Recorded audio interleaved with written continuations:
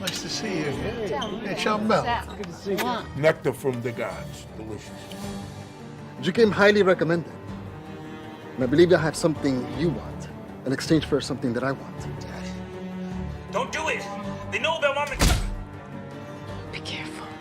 That's the third drop. I want to see my son. I'm running out of patience.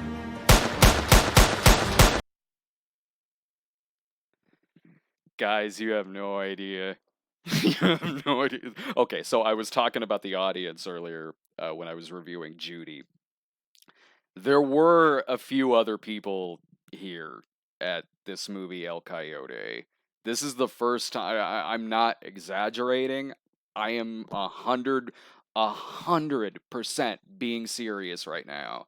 This is the first time I've been to a movie where it started out with other people in the theater. Not a lot, but some. And when the movie ended, I was the only one in there. Everyone else in the theater had left. One guy who was sighing audibly, sitting a few seats down from me, left about 20 minutes into this movie. The other guy, this Burt Young looking dude sitting in front of me, he was there for like an hour. And this is a 90-minute movie. And he left like an hour in. And I don't know what did it to make him leave. Because at that point, what happened in this movie that was worse that made you just give up? You've come this far in El Coyote. Why are you leaving now? It's equivalent to getting an hour or so into Dancing It's On and then just leaving. You've made it this far. Just continue with it, man. Go ahead. This is actually a very hard movie to talk about without showing a lot of clips, because describing it will not do this movie justice. I am so glad I moved up here. I'm so glad I moved up here, because I never would have stumbled across this movie. This is a movie about it's about a drug cartel that kidnaps this border patrol officer, I think, whose dad happens to be this ex-mafioso played by the movie's co-writer, Michael Sequane, I think. I'm looking at my thing over there. Sokala, I think that's it. So his dad, who's this is the main character of the movie, who is this retired mafioso, because he's in like witness protection, and runs a restaurant. And the cartel has this officer kidnapped and wants to use the former mafioso to basically be a mule for them for a little bit, I think, for whatever reason, to just kind of deliver some stolen goods. But they didn't realize that before he went into mob retirement or witness protection that he was known as the Butcher and killed a lot of people. And as the poster says, the movie becomes Mexican Cartel versus the Italian Mafia. Look at the poster for this movie. Look at this. Look at this poster. That that does, I would say it looks like a fake poster, but a fake poster would look much better than that. A fake poster could maybe be a little convincing. That looks like a fake poster you'd see in a bad video game. Like a bad open world game that might have a movie theater in it, and this would be one of the posters on the wall.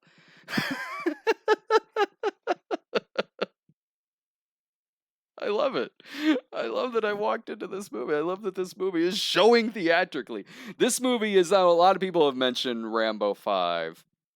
And I thought Rambo 5 was really entertaining. It's like kind of a Stallone throwback to his Cannon days. For people that I've seen who haven't seen Rambo 5 and kind of list the reasons why they don't want to see it, I think this is the movie that they think Rambo 5 is, and this is This movie makes Rambo 5 look like Sicario. This movie makes Last Blood look like First Blood. This is if Neil Breen made Last Blood. This is that level of incompetence on action, editing, acting, all of that. It is that rare gem of bad movie like Dancing It's On that you've never heard of, that you just stumble into it, sight unseen, completely cold, and from the moment it opens, you know you're going to be talking about this later. This is going to be this is going to go on the shelf next to Fateful Findings or Dancing It's On or movies like that. Just that gem of bad movie that just makes you glad you go see so many movies, that you can happen upon something like this. When the movie opens with the cartels killing these people because they've stolen a rocket that looks like it was just bought at a toy store, it's gold. It's gold. The Mafia guy, whose name is Tony, or well, that's his real name. His like fake witness protection name is Spencer, but Tony, he's Tony. When his daughter is going to prom, her date shows up, who's this stoner dude who walks in going, "Hey, I like your digs, old man. Ooh, ain't she hot? This bud's for you. I could just skateboard over here." That's what he's saying. That's his dialogue. And to threaten the kid, the mob guy's like, "All right, me and him, we're going to take a little walk outside and just have a little chat before you go to the prom." Um, they go out, and what he does to intimidate the kid is he opens the trunk in which there's a corpse in it with a bullet hole in his head. And he's like, "See, look at this trunk. You got the dead body here, but you got plenty of space for 2 dead bodies." The kid, oops, sorry, that probably sounded bad, me hitting the microphone. The kid that goes off on his date, like, "I promise I'll be good." Now, yeah, it turns out that's not actually a dead body. He just hired some guy to lay in there and act like he has a bullet wound in his head. But that could have gone south fast. What if the date got in the car and was like, "Yo, we need to go to the cops. Like, your dad's killed someone. I think he's a serial killer." What if he told somebody? And again, that's just the setup for this character. What happens with the way it continues going along is, again, he's pretending to do all of this work for the cartels to get his son back, but then his son ends up, sorry, spoiler, his son ends up dying, and it becomes this revenge thing of him going against, gunning down a lot of different cartel members. And he gets the old gang back together to hunt down the cartel members. And they're all, this movie is Mexican stereotypes versus Italian stereotypes. This might as well be a comedy. Seriously. I've seen comedy sketches that are more three-dimensional in their portrayal of different groups than like this movie is. So this movie has like the older mafia guys who are a cartoon, who might as well be like Rocky and Muggsy from Looney Tunes. All of these old bastards come up this escalator with this flight attendant coming down the stairs, and they're standing there going, "Oh, look at this whole hot piece of number over here. I'd like to break my dick off in her ass." And then this is after the main character's son has died, and you'd think it'd be kind of serious after that, but it's really not, because then it goes to like this Olive Garden bad mob movie equivalent of the Chinese restaurant scene in It, where they're all sitting around reminiscing with each other, again, after the guy's son's died, and they're all just going, "Hey, you know, this sauce needs a little something extra. I don't think I can have that, because they say I'm gluten intolerant," whatever that means. And then this ends with the main character putting on sunglasses and a lollipop in his mouth, going, "Who loves you, baby?" Again, after his son has died. When the gun battle happens with the cartel members versus the mafia guys, which is shot so bad, it makes the climax of Armageddon look like Red Dawn. Like, this makes Mike Norris look like John Milius. Like, it really is that bad looking. And you'll have this gunfight going on. Meanwhile, a couple of the mafia guys are sitting in the Jeep just like doing bits with each other, like seemingly improv bits where people will be getting gunned down and it's cutting to these two dudes just going, "Hey, did you see Jeopardy the other night? I don't know how people can be that stupid. This broad says that she's a teacher, but she didn't know what all the states were in New England. Oh, yeah? Well, you tell me what the states are in New England. Well, that's it. See, you can't do it. Well, hang on. Give me a minute. You just asked me." When that's not going on, there's one-liners going back and forth where there's a female member of the cartel, the mafia guy shoots her, and then his one-liner is #me too, bitch, #F you. What? And then one of the mob guys dies in the gunfight. I don't know which one, just one of them did. So when all the bad guys are dead, the mob guys are all standing there, and dude, Tony is like, "Oh man, what about Frankie? Frankie got shot." Old dude next to him is just like, "Oh yeah, you look, don't worry about Frankie. He had his body riddled with cancer. In another couple of months, he was gonna have just tubes in and out of his ass. It's good that he died here. Plus, he died doing what he loved, killing a bunch of Mexicans." That is what he says. I am quoting this movie. Whoa, dude. Now, there are a couple of recognizable faces in this movie. There are a couple of recognizable faces in this movie. One of the older mafia guys who comes in is Robert Costanzo from Total Recall, bunch of different movies. Joey's dad on Friends. He's a character actor, been around a long time. He's one of the guys in the truck who's saying, "Oh, Jeopardy, what? They're all dumb on there." Like, he's one of those guys. And also, Tom Sizemore is in this film.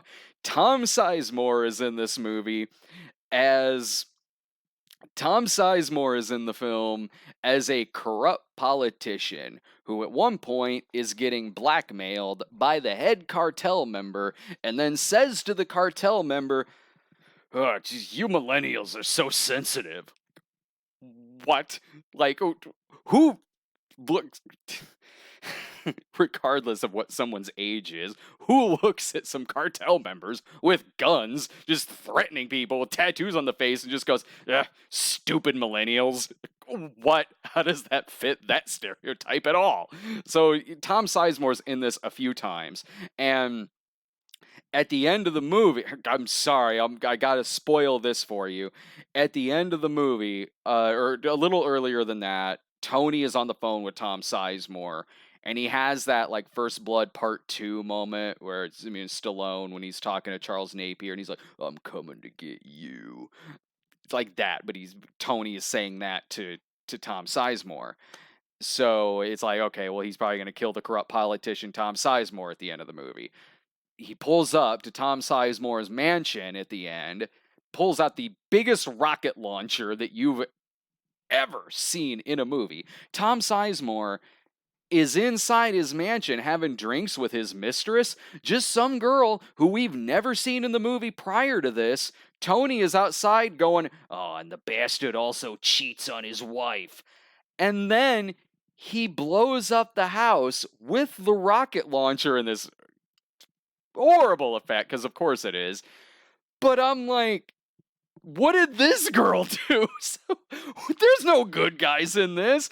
Sure, he blows up corrupt politician, but also knowingly blows up this random woman who's in there who's just having an affair topless with Tom Sizemore. She's dead. This poor girl who we've just seen in this movie, whose biggest crime, I guess, was sleeping with Congressman Tom Sizemore. Oh, go see this movie. They asked me in the chat if I texted Corey Coleman about this movie. I did when I was like 20 minutes into this movie. Like, if this movie is I don't know how many theaters this is in. The poster says nationwide, but this, I have no idea if this is playing in Austin. I don't know. I mean, it's playing around Chicago. I mean, I saw it. Look, just try to find this movie. Try to find a theater showing this film. Get some drinks. Get a little high first, maybe. Grab some friends. Guys, seriously. Make this year's Dancing It's On. This year's Neil Breen movie or whatever. Neil Breen did have a movie out this year that I haven't seen, but again, it's like that. This is comparable to that kind of bad movie. You've got to see this.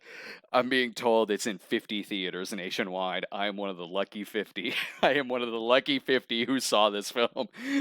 Look and see if this is playing near you. Please find this. Find this. Go to a late night screening of this thing. Have the time of your life at this film. The way that... Again, it's a hard thing to describe because it's like you have to really show clips of this thing. I'll just say that there's death scenes in this movie that are as random and cheesily acted as the suicide scene from Fateful Findings. You're gonna have a good time at this movie. Seriously, unless you're the two guys I saw this movie in the theater with earlier, they didn't have a good time at all and they left. But oh, okay. So that's El Coyote. Please find one of the 50 theaters showing El Coyote. All right. Subscribe to us at youtube.com/Stoned Gremlin Productions. Follow us on Twitter at The Cinema Snob. Follow us on Instagram at The Cinema Snob. And if you want to see the whole uncut version of this particular show, subscribe to our Patreon at patreon.com/The Cinema Snob, where you can see the Q&A session, more back and forths with the talking to the chat, just kind of shooting the breeze. And we'll see you next week with Gemini Man and the Addams Family. So see you soon.